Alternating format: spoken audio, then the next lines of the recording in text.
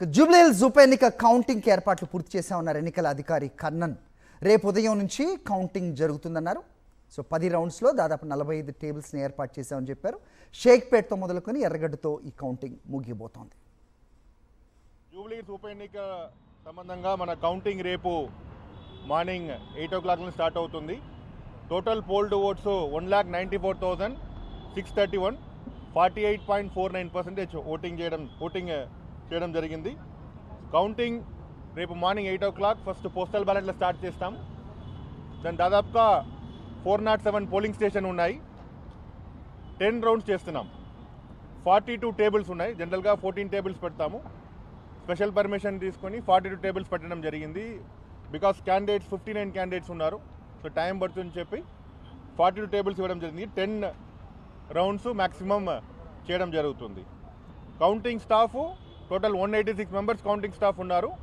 దానిలో counting supervisor, counting assistant, ప్రతి టేబుల్లో ఒక కౌంటింగ్ కోసం మైక్రో అబ్జర్వర్ కూడా ఉంటారు. దీనిలో అతి ముఖ్యమైన అంశం కౌంటింగ్ అప్పుడు ఈసీఐ అబ్జర్వర్ ఉంటారు, ఈసీఐ టీం కూడా ఉంటారు. వారు కూడా ప్రతిదానికి చెక్ చేయడం జరుగుతుంది. ఆర్ఓనే ప్రధానంగా కౌంటింగ్ అని వారు ఆధ్వర్యంలో కౌంటింగ్ ప్రక్రియ చేయడం జరుగుతుంది.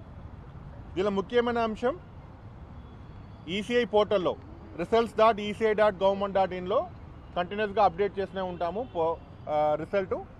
అదేవిధంగా మీకోసం ఇక మీడియా కోసం స్పెషల్గా ఇక్కడ ఒక ఎల్ఈడి టీవీలో we are also keep on displaying the round wise display కూడా చేయడం జరుగుతుంది. దెన్ కౌంటింగ్ ప్రాసెస్లో వీళ్ళలో క్యాండిడేట్ ఆర్ ఏజెంట్ లేదా వారు కౌంటింగ్ ఏజెంట్, ప్రతి ఒక్క టేబుల్కు వారు కౌంటింగ్ ఏజెంట్ పెట్టచ్చు.